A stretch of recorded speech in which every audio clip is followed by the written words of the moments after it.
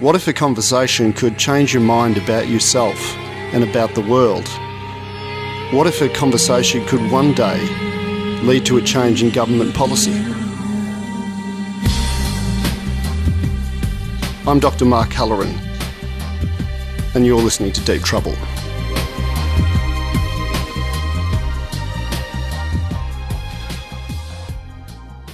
The Deep Trouble podcast is presented by Trouble Magazine at troublemag.com. Thanks for listening.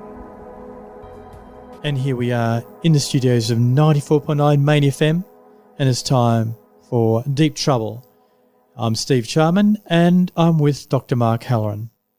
Today we have a particularly stimulating interview for you.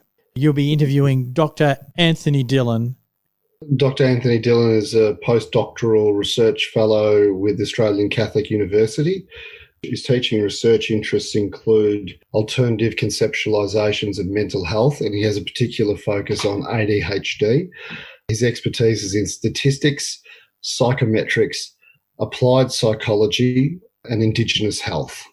Now, when you list his qualifications like that, some of our listeners might be thinking, well, here's an Indigenous scholar who talks in a very abstract way, or maybe with skills in abstract thinking.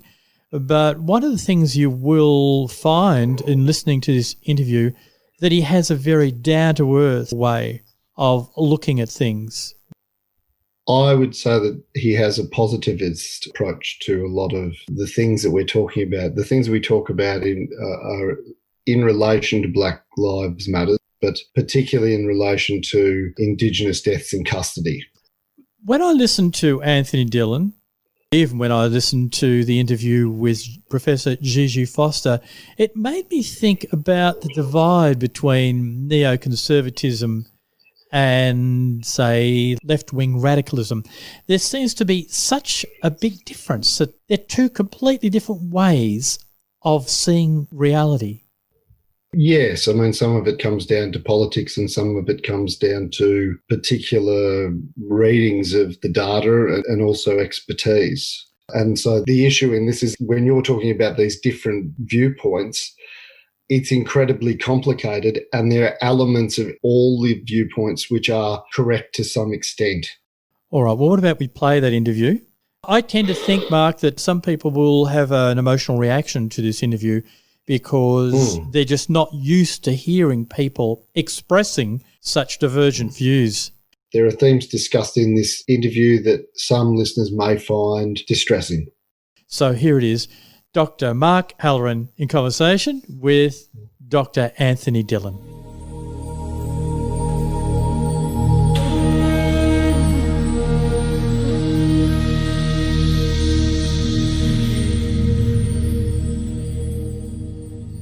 Dr. Anthony Dillon, thank you very much for agreeing to be part of the interview and the series.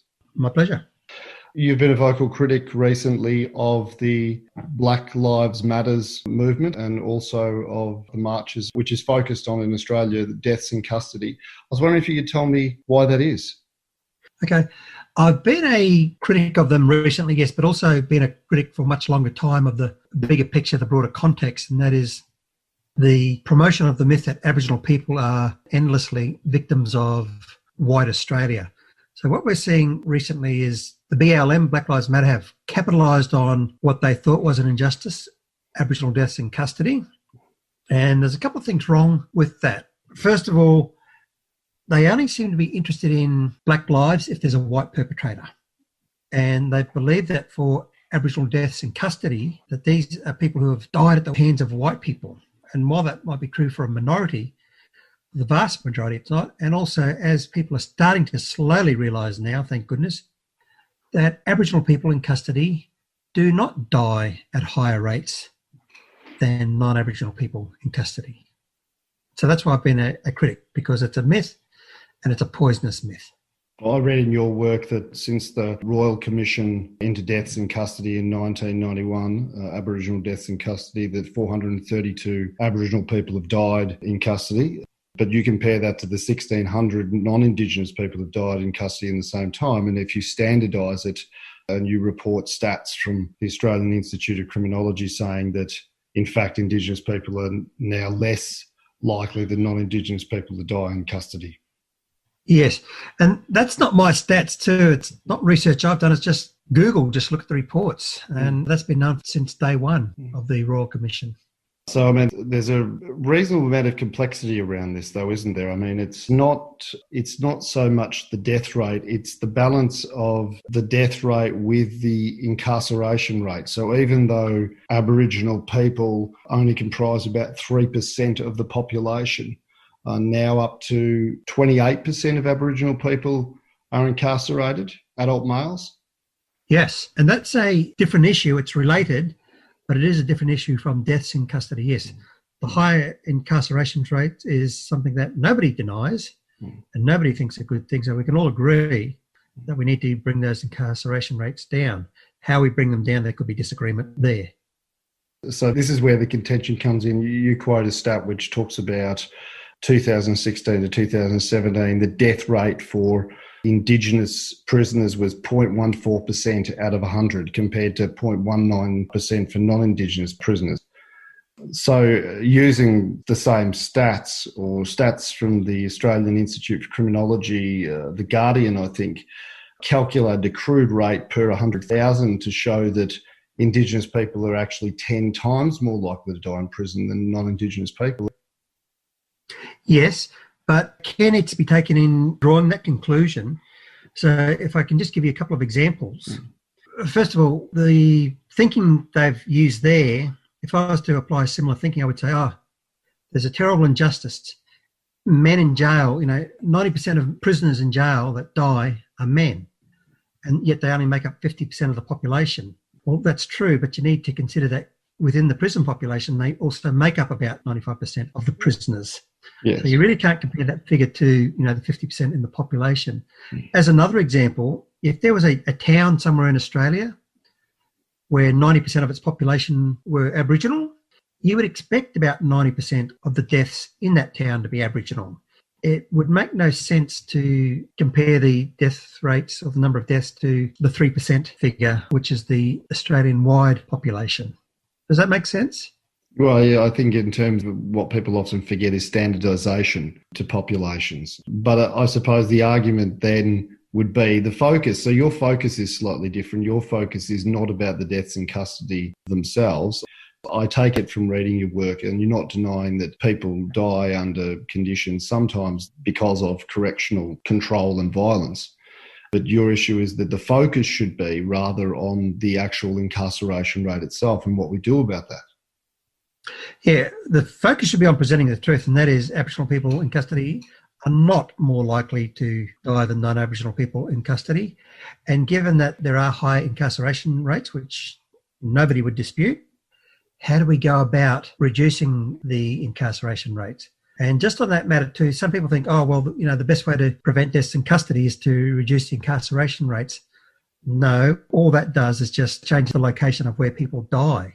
As pointed out, as far as death rates and that go, Aboriginal people are doing well, or at least better or equal to non-Aboriginal people in jail. But yes, we'd prefer not to have anyone in jail, but given that Aboriginal people are so overrepresented, we want them back in the community, working, being fathers, being husbands, being role models, that sort of thing, contributing to society. Well, do we have a clear breakdown for Indigenous people in prison, the percentage of people who die due to things like medical issues versus people who die because of some incident that involves correctional staff? Those sorts of figures you can grab straight off the Australian Institute of Criminology webpage, where they talk about the leading causes. So, for example, if I just pull one up, natural causes and hanging seem to be the big ones.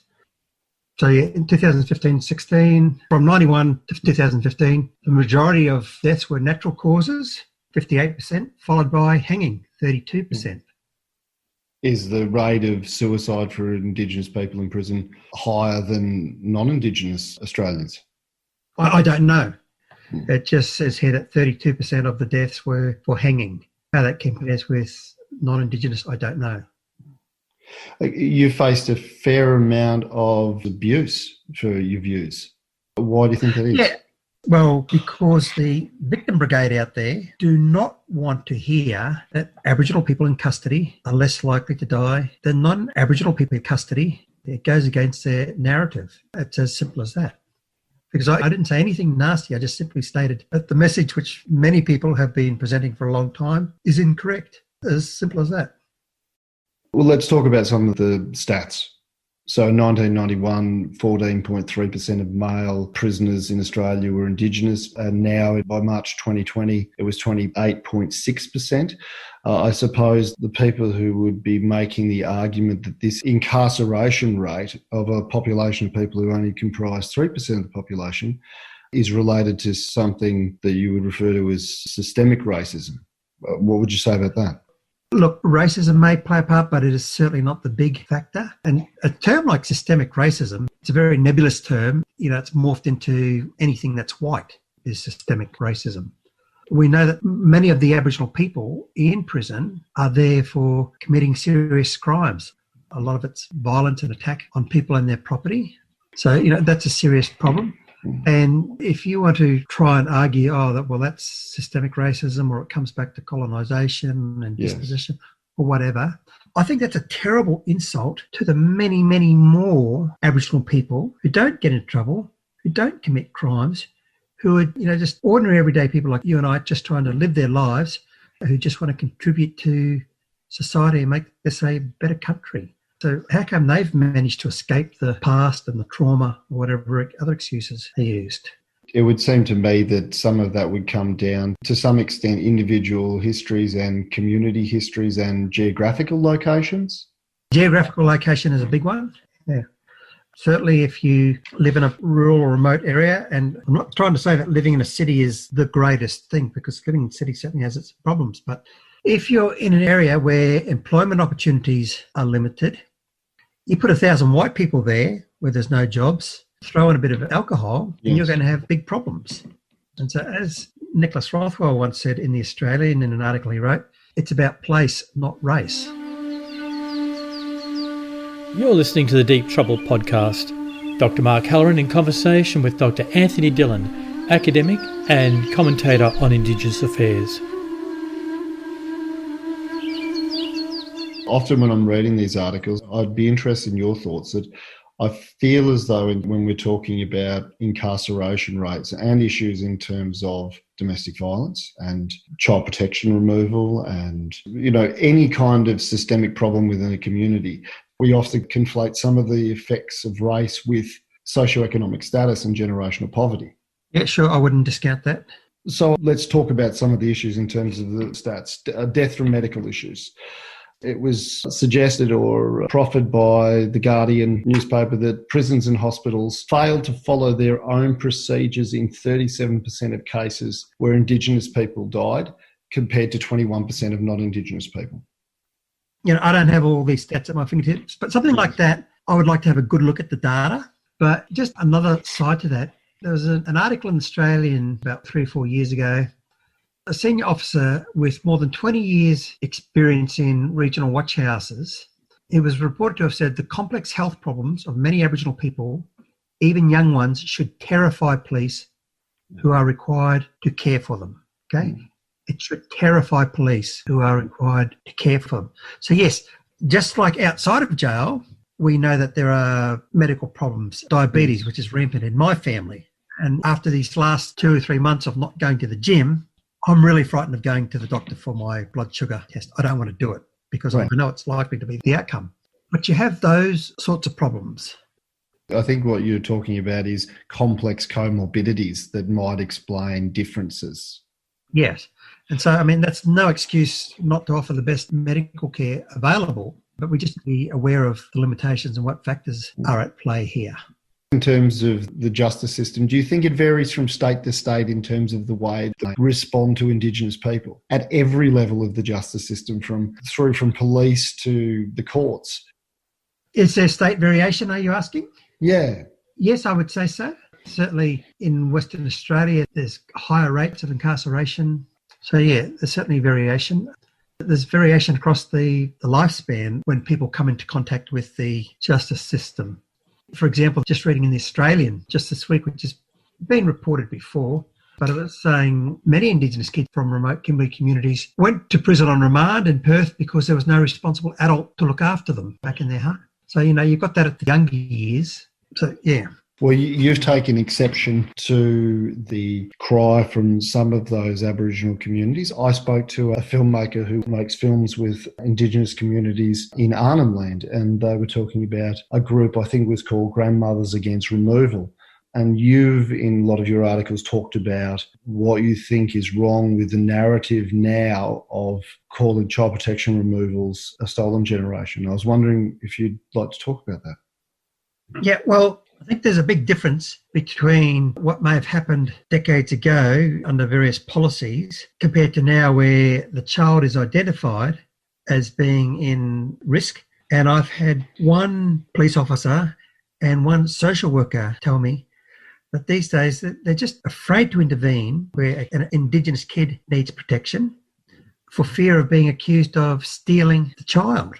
So look, I'm all for different departments supporting families, working with them and that sort of thing. But if there's a real risk, that shouldn't be called stealing. Or if you're going to call it stealing for white children as well.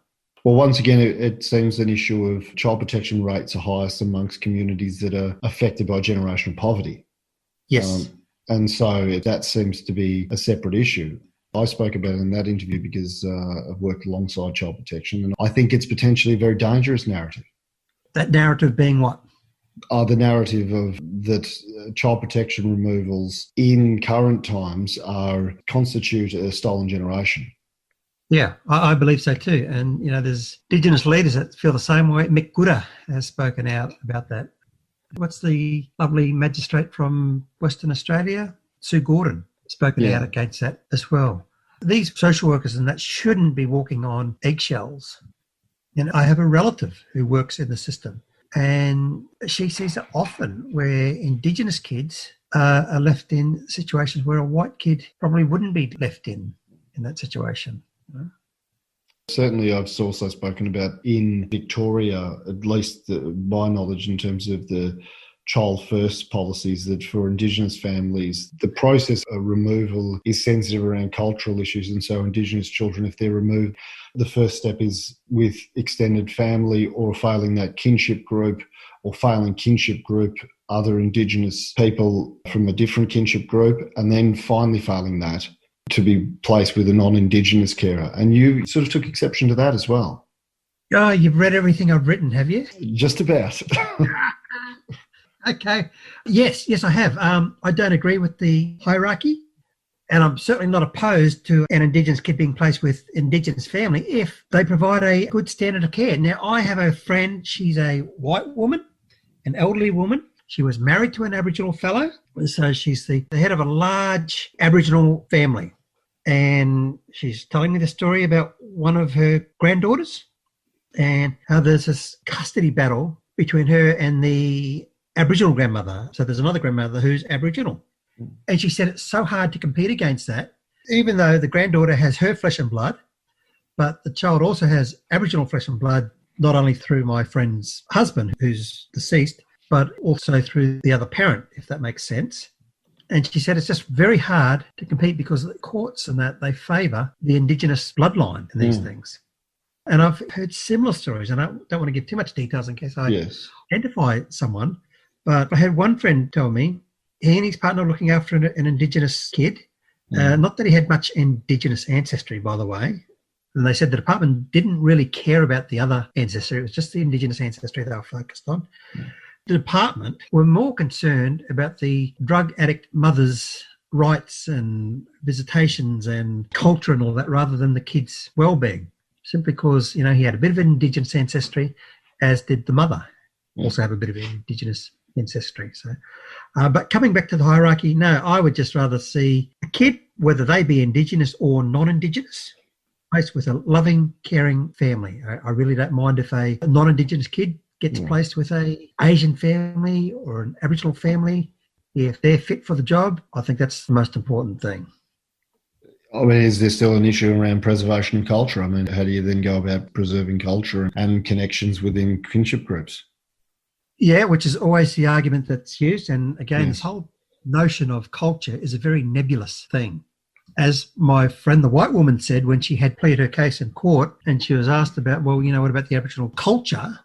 She said, well, first of all, she has come from a home where the culture she knew was drugs and alcohol, and she'll be close or having frequent contact with her Aboriginal cousins. So if an Aboriginal kid goes into care with a non-Aboriginal family, that kid is not kept in a vacuum, okay? Presumably that kid can go to cultural activities, can mix with other Indigenous kids and just lead a normal life. But again, when it comes down to exactly what culture is, I'd like someone to unpack that for me.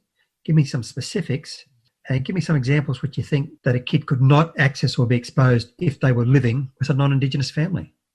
I mean, the best culture for kids is one of love.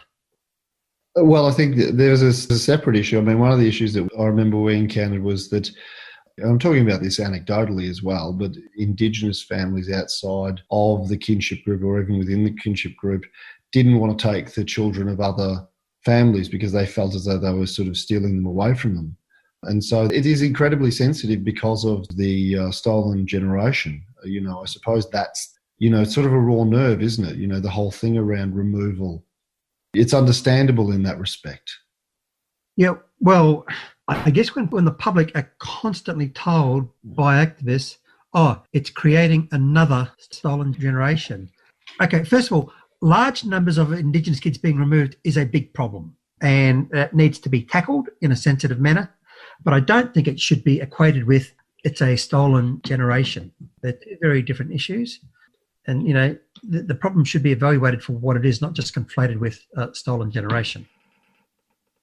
When I read your work, I got a sense of, I remember a particular quote where you said it's okay for me to acknowledge the past and everything that's happened throughout our history, but I don't care whether other people do.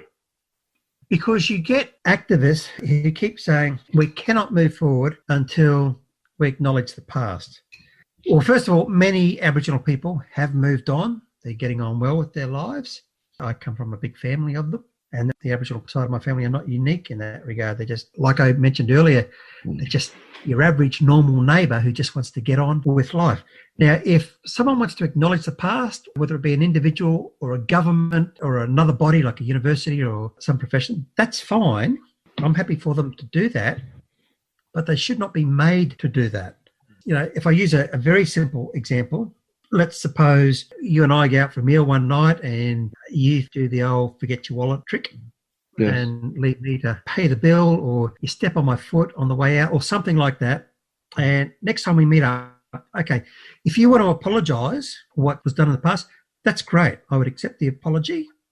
And I think it does you a whole lot better. But if I'm to force you to apologise or I'm to force you to acknowledge what happened, hey, do you remember last time you did that? Are you going to say sorry, et cetera, et cetera? Yeah. That's not good. If you want to acknowledge it, great. But it's got to be a free choice.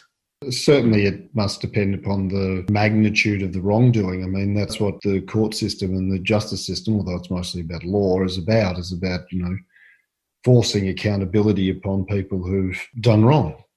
Yeah, but, what's been done wrong in this sense is there's no one to take to court. When they talk about acknowledging the past, there's no one to take to court.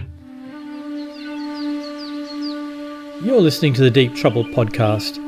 Dr. Mark Halloran in conversation with Dr. Anthony Dillon, academic and commentator on Indigenous affairs.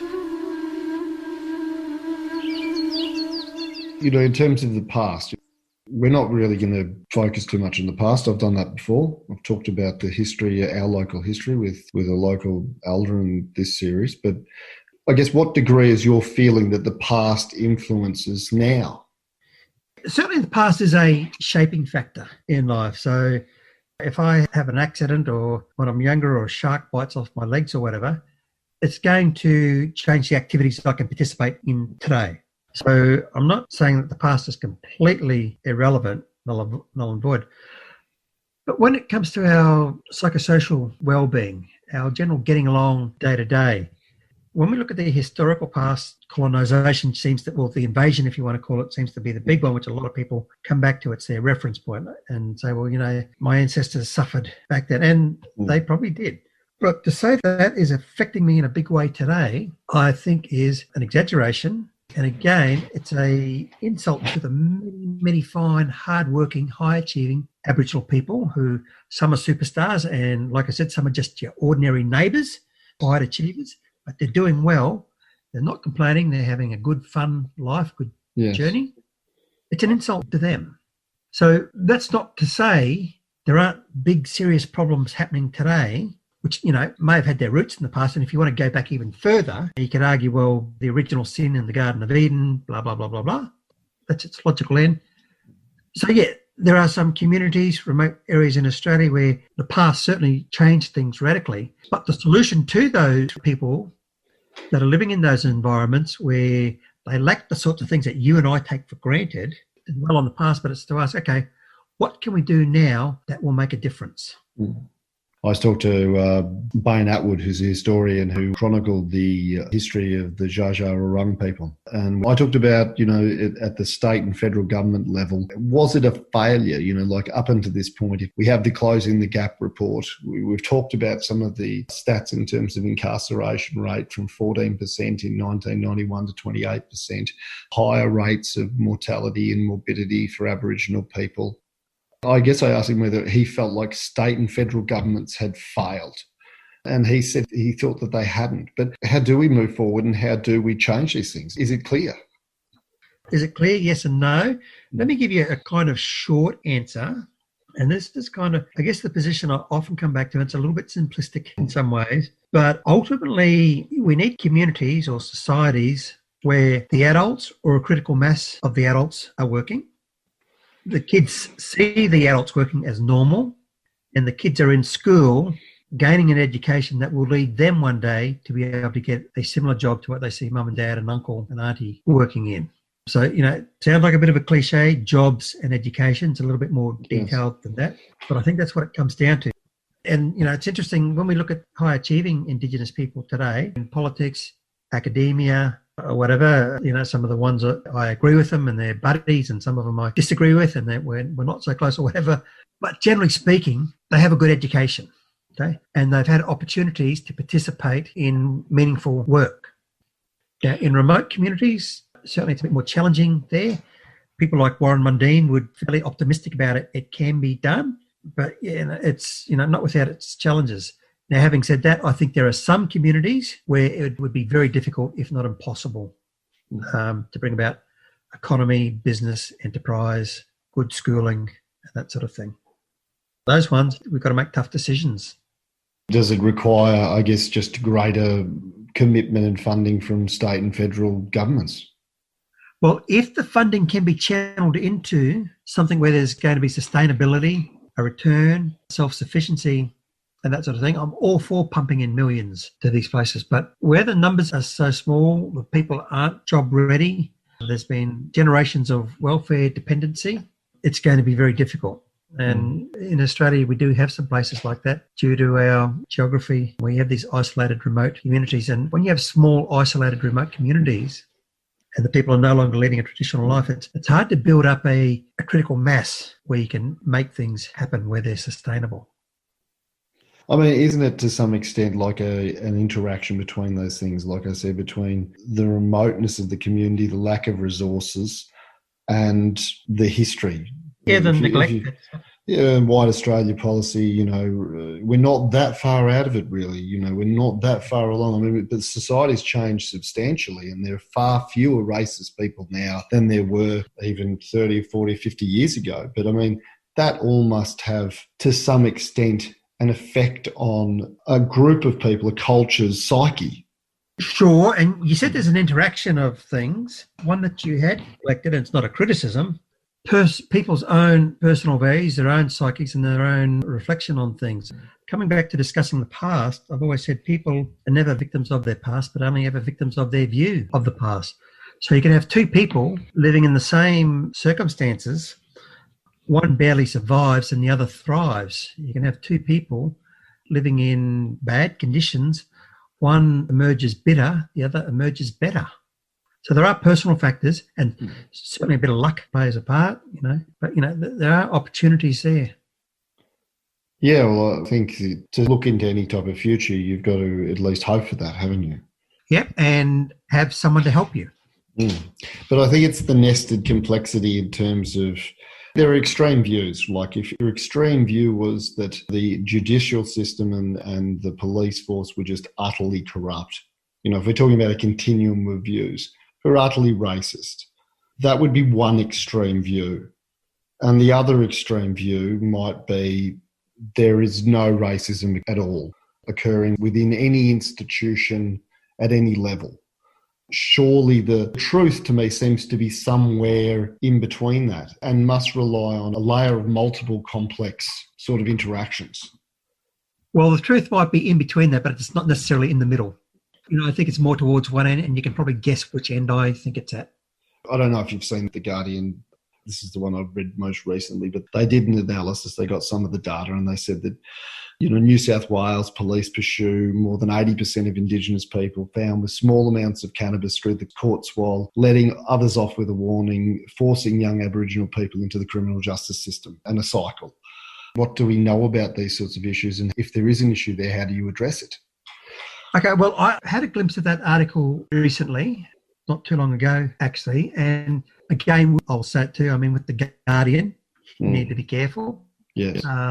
But also just with data in general, yes, you need to be careful. So we know, for example, with the deaths in custody, the data has been misrepresented for a long time. The truth has also been told for a long time, but it's been drowned out by the loud voices, where that myth has been allowed to be promoted that for Aboriginal people in custody are far more likely to die than non-Aboriginal people in custody. So we know that's not true. We also know, as I mentioned this before earlier too, with Aboriginal kids, if there's not a good home to take them back to, well then yes, they're more likely to be remanded in custody. But that article also made reference to cannabis cautioning scheme, which is worth looking up. And that basically said that there's 2 cautions or something like that a person can be given. And that changes things. I know that with Aboriginal people, they're often given more cautions, or they've got prior convictions or something like that. Mm-hmm. So and I have a mate, he's a criminologist, and he said, similar thing with sentencing in general. Judges, the courts, they bend over backwards not to send Indigenous defendants to jail. But in many cases, the seriousness of the offence and the amount of priors have leave them with little choice. You're listening to the Deep Trouble podcast. Dr. Mark Halloran in conversation with Dr. Anthony Dillon, academic and commentator on Indigenous affairs. In each state we have some version of an Aboriginal court and a Koori court, and they're weighing up things differently. It's like having a drug and alcohol court or a special court for people with problem gambling issues. But at what point is there an issue in relation to institutions? What do we actually need to correct? Generally speaking, the further upstream we aim for a solution, the more upstream solutions, the better. Now, of course, you've got to have downstream solutions as well and everything in between, but we shouldn't lose sight of the upstream. In terms of upstream solutions, you're talking about at a local government level or a local community level rather than at a federal or state level making these sorts of legislative changes. Yeah. Yeah. I'll ask you about this. I think you said that there are 3 great untruths that you feel affect Aboriginal people. Right, okay, you've done a lot of reading, yep. Let me see if I can get to it. Okay, I think that you feel as though a lot of Aboriginal people, when they've come to activism, have taken on a far, far left view and ideology, and you feel as though that ideology is problematic and actually doesn't help the community. And it also seems as though you feel it creates an antagonism, which means that it doesn't create a dialogue. Because I know that the things that you've said about deaths in custody and the Black Lives Matter movement, that's probably led to a reasonable amount of vitriol from other Aboriginal academics and public figures. Yeah, I mean, a lot of the anger and vitriol was there before. Probably wouldn't matter what they said, the same ones would be on my back for something. Like, it seems as though you've got your views and you've got your rationale for your views. Is there some middle ground between you and those people that don't agree with you? Like, in terms of a conversation? For some of them, no.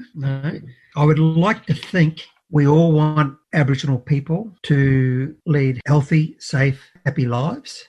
And I was in a room in Manhattan a couple of years ago at the United Nations Indigenous Peoples Forum, and I was there with the Aussies.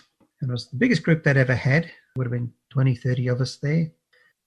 And, everyone was introducing themselves and talking about their titles of the CEO of this and the CEO of that and president of this and all this sort of thing. And they spoke about the politics, the oppression, the racism, the need for a treaty, the voice, etc., etc. So we're asked, to introduce ourselves and just talk about what your goals are and that sort of thing, wishes and hopes. And when it got to my turn, I just basically said I would like every Aboriginal person in Australia to have the option of having a nice, nutritious breakfast the way we are all having right now, because they put on a big breakfast for us. I would like to think that even my worst enemy out there could agree with me and say, yes, we'd like to see mums and dads and their kids living in environments that are clean and safe, where they have an opportunity to engage in meaningful activity, which is usually, but not always, jobs, paid jobs. So hopefully there's that intersection there. And we would disagree on the other things and probably how to achieve that and other symbolic things like treaties and constitutional recognition and that sort of thing. Well, do you enter into dialogues with people? Are you able to, or have you had experience entering into dialogues with people? I do. And there's a couple of people we are very opposed to each other in terms of beliefs and ideologies and that, and I won't name them just to protect them. A couple of these people are well known, they've got public profiles. We can have very respectful conversations. So conflict and disagreement's never the problem. It's, when you make it about the other person, that it's the problem. And the people I disagree most strongly with, of those who do maintain goodwill for me, I admire them very, very much. And you just think, well, look, there's goodwill here. The things he believes and I believe, we're not going to make it an issue. We respect each other's right to see it differently. Let's just maintain the good friendship. But having said that, I think there's far many more who just want to criticise me, bring me down, slander me. Yes. When I read your work or just your blog and your ideas, it seemed as a voice that I hadn't encountered before. When I started to read, I thought, they're very good arguments in terms of just standardisation against populations and things like that. And I do try to read everything that I read fairly critically. But I know when I was reading your work, you talk about figures like Jacinta Price, and I wondered whether you identify as sort of conservative and whether you felt like you were a minority within the Aboriginal community. Definitely a minority in the vocal community, but I think there's a lot of quiet supporters out there in the Indigenous community. And I can understand them wanting to be quiet. I respect that. And there's a time and a place for them to come out. But I do get lots of messages, and Jacinta gets many more from Indigenous people who are very supportive. Well, I suppose it's a highly emotive issue. And all of the issues around Indigenous affairs are highly emotive. So I guess once passions are ignited, then people can sort of go to war, can't they? Well, not just with Indigenous affairs, just their ideologies in general. Some people who are very, I think generally speaking, people who are very secure in their beliefs and their ideologies don't mind being questioned, quizzed, disagreed with or attacked. People who do not like to be challenged. I suppose your own experience of culture as well, which is like your family culture and your own connection. You seem to have very clear ideas around culture, and I wondered how important that had been to you throughout your life. Okay, again, anyone can look up the dictionary and find a definition for culture, but it is still a difficult term to grasp. But I guess you might want to call that cultural. Certainly family contributes largely to the cultural experience. But for me, it's always been about family. And that was on both sides of the family, where in terms of the love, the fun, the affection, the lessons learned, there was no difference between that received and engaged with in my mother's family or my father's family. So, if that was gone, that would be a big hole in my life. And then, my culture was just, I was raised in Brisbane. It was just normal city life. And, as far as the Aboriginal culture goes, from the Aboriginal family, I wouldn't even call it an Aboriginal culture. I would just call it a culture of love. That's how I was raised with the Aboriginal family. Same with the non-Aboriginal family. It was a culture of love. Right. All about connecting and loving and helping and, all the good things, which I think a lot of families value. That's the familial culture, isn't it, of love, that families get. I think it varies as well. So some people, culture is really important, languages are really important, and cultural practices are really important. And for other people, it's sort of, well, that's interesting and I've got a passing interest in that, but it doesn't form the main focus of my life. Yeah. And so it sounds like more on the side of, well, I'm sort of aware of my culture and, my language group or tribe or whatever else, but it's not like a great focus of mine. No, I haven't gone out of my way to learn language like there'd be a few others. And I know that one of the people in my father's family is a keeper of the language or trying to do that. And good on him. If that's what he wants to do, that's fine. Certainly not one of the people who will try and learn language. I'm not going to write them on the consensus form, other language spoken at home, and then put down, Aboriginal or the tribe or whatever. A lot of people today who claim to be speaking Aboriginal language, it's not a natural thing. It's something that they've bolted on later in life. And I've had lots of discussions with Jacinta's father about this, Dave, who's a linguist. And so he knows language, Aboriginal language, very, very well. And he was telling me, what gets taught today as Aboriginal language is, a bit artificial. The pronunciation's wrong. Unless you're learning it from a native speaker, pronunciation will be wrong. And, languages should reflect the lifestyles and the culture and the times in which they were used. And in this day and age, we have so many different things, artifacts, and different ways of viewing the world. There is no Aboriginal language words to describe it fully. Does that make sense? Yes, certainly there are things that exist now that that you couldn't translate from 230 years ago, Road rage. Yes. Well, is the preservation of those things important, in terms of culture? I'm more concerned about the preservation of people. Right. Now, today's people are, for many Aboriginal people, are in a very different context. They're not living in large numbers in one space. And in order, and I'm no linguist, no anthropologist or anything like that, but it's my understanding in order to keep a language going, you've got to have a large critical mass of people who are using it regularly. Yes. Now, what we can acknowledge, we don't have to, again, but we can acknowledge, you and I, that due to the arrival of white man, the destruction, the dispersion, that sort of thing, a lot of languages have been lost. Okay, I don't have a problem acknowledging that. It's not a good thing, but it is reality. Therefore, it will be difficult to bring it back to how it was. So you'd be getting something which is not quite the real deal often, and I better just safeguard myself against that. I'm sure that there are some people out there, and I've met them, who do know their language and they are interested in passing it on to those people who are interested in learning it. But in terms of getting the large numbers, the critical mass, it's going to be difficult. So I would much rather focus on preserving the people, making sure that they, if we follow Maslow's hierarchy, that, we meet their physical needs, then we, meet their safety and security, et cetera, et cetera. And if out of that they want to learn language or customs and that sort of thing, fine. And I think, Jacinta's a good example where, she wouldn't be fully fluent in her mother's language. She would know it better than a lot of people, but nor is she pretending to be a native speaker, because she's got to learn the skills that serve her best in the world she lives in today. Does that make sense? Yes, yeah. You're listening to the Deep Trouble podcast. Dr. Mark Halloran in conversation with Dr. Anthony Dillon, academic and commentator on Indigenous affairs.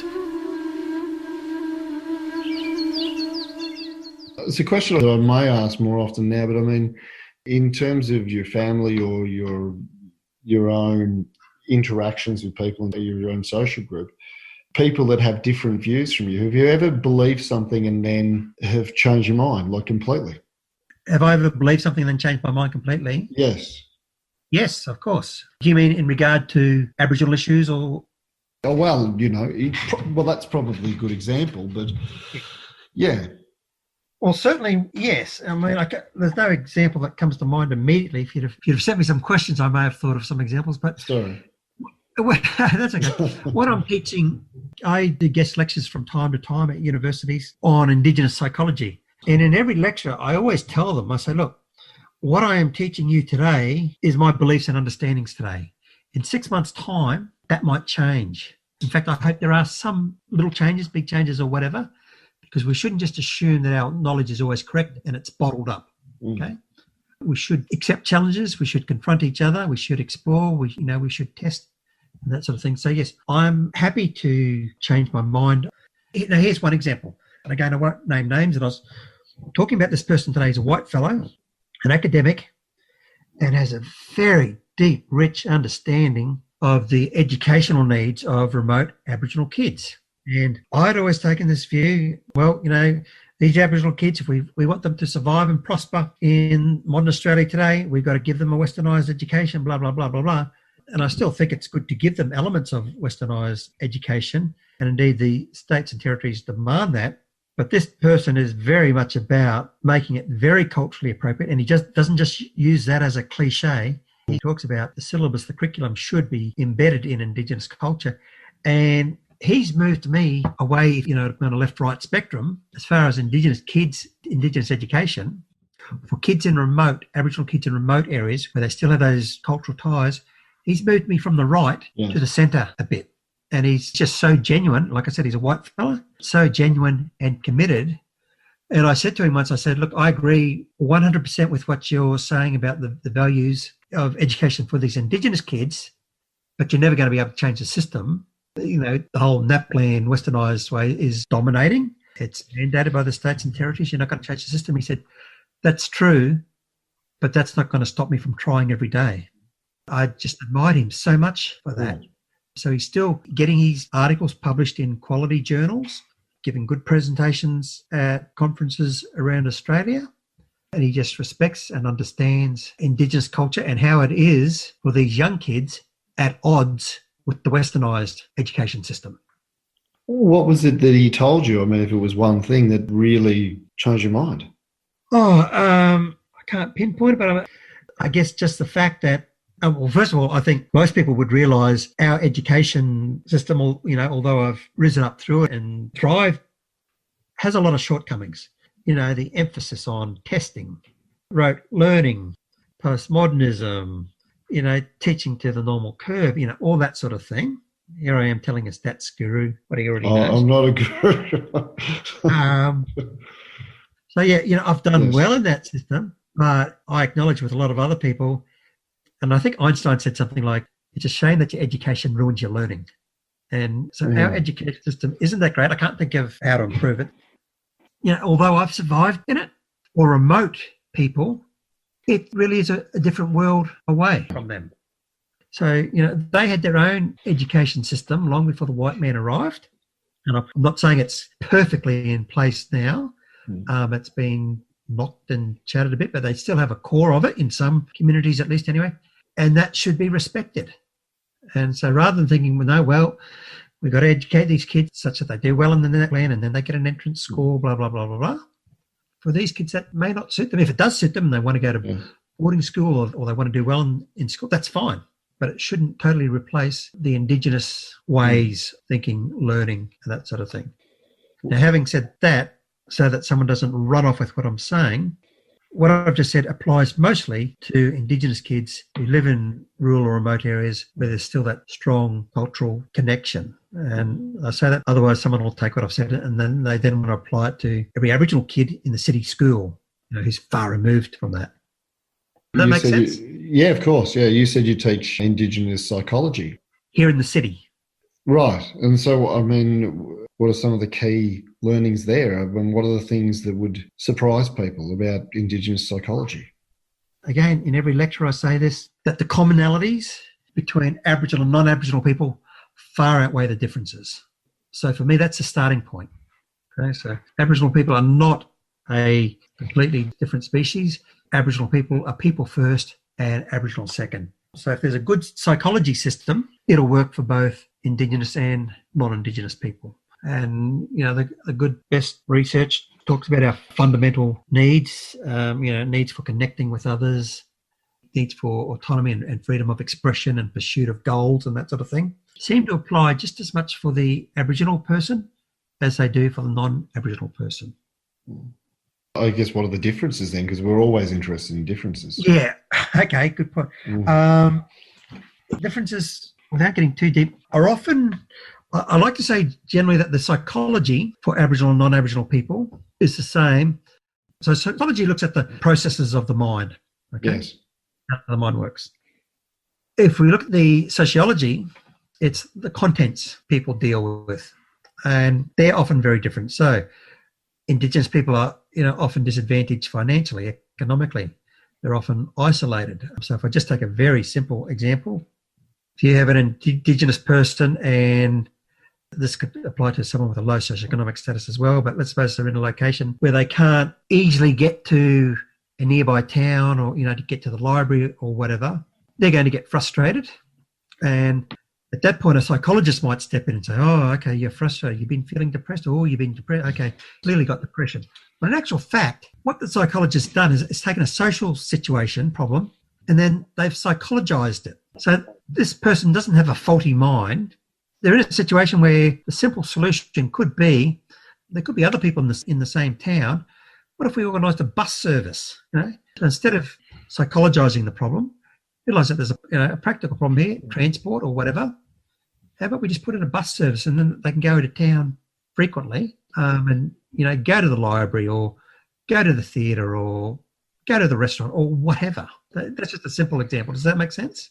That's an example around, I suppose, people that are in a position, as you said, it might be a socioeconomic position where they lack resources.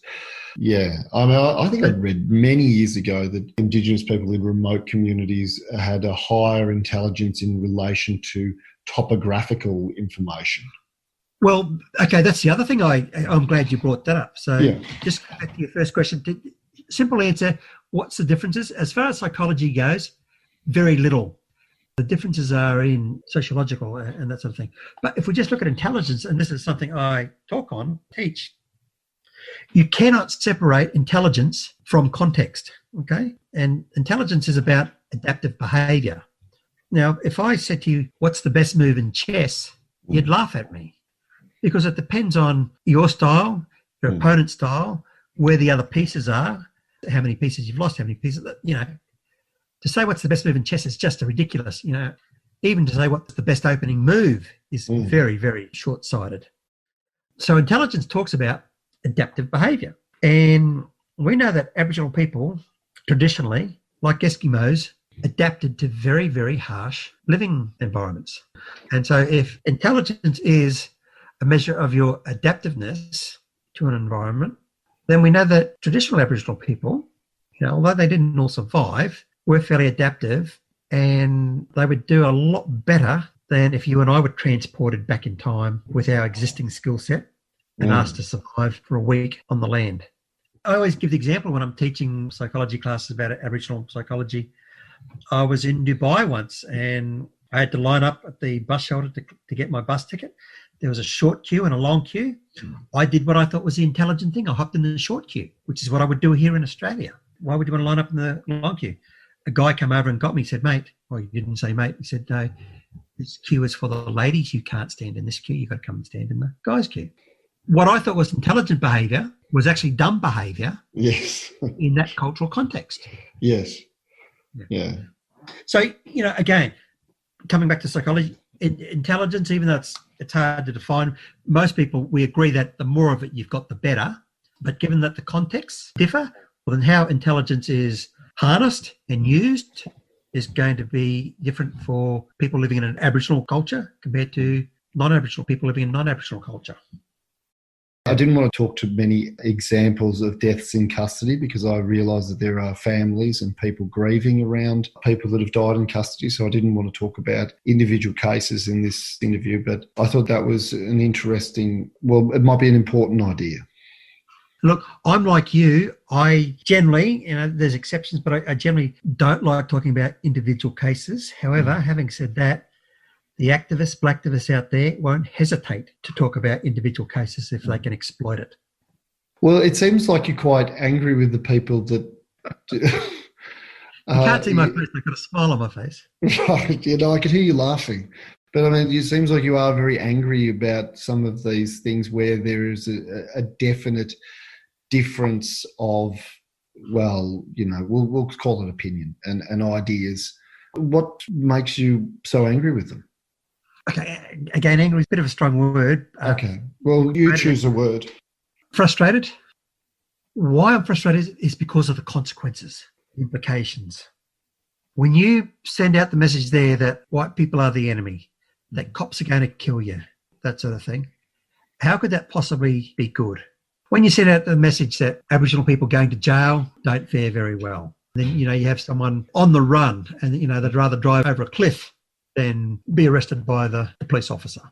It's not good. Australia has an enormous amount of goodwill for Aboriginal people, and they just want to be friends.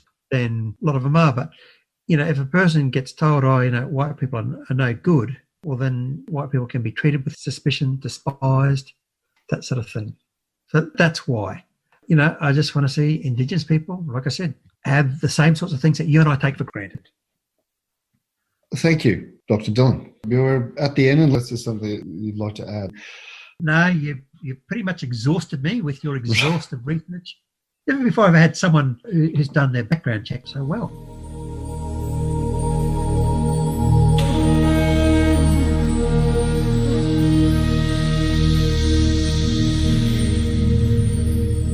So there it was, the interview with Anthony Dillon that Dr. Mark Halloran did only fairly recently. Anthony's point seems to be, now let me see if I've got this right.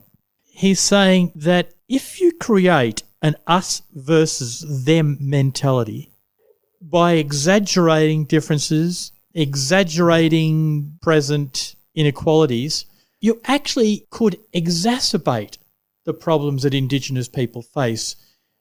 Because if Indigenous youths are petrified of the police, they may act in ways that are harmful to their best interests. He talks about driving off a cliff just so that the police can't catch you. You can increase that tension up to the point where you actually start to have results that... diminishing returns. Diminishing returns.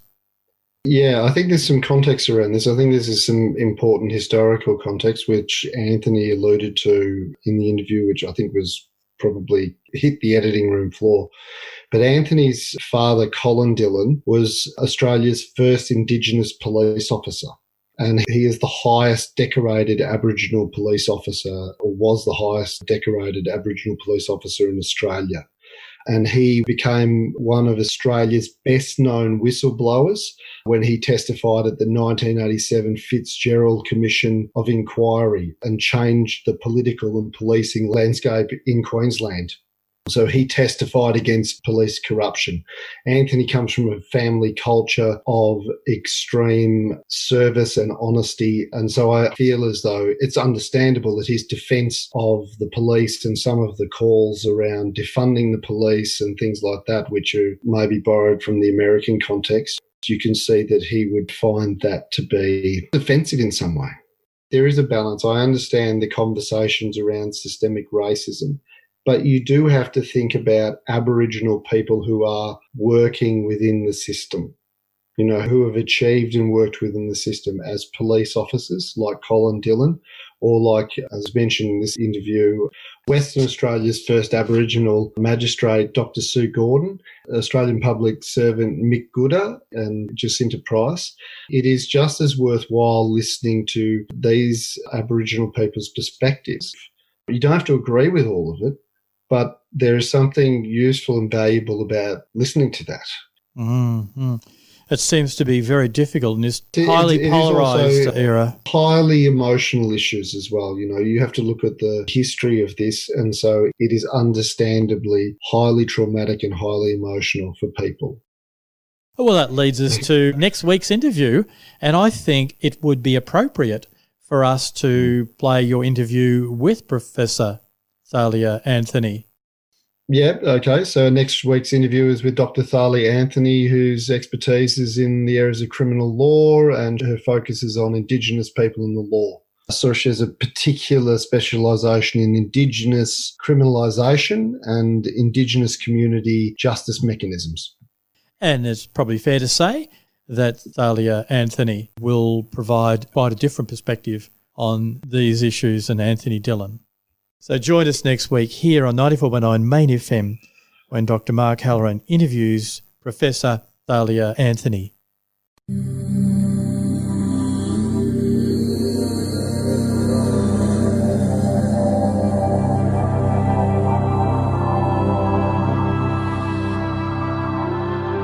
Deep Trouble is produced by Steve Charman in the studios of Main FM, Castlemaine.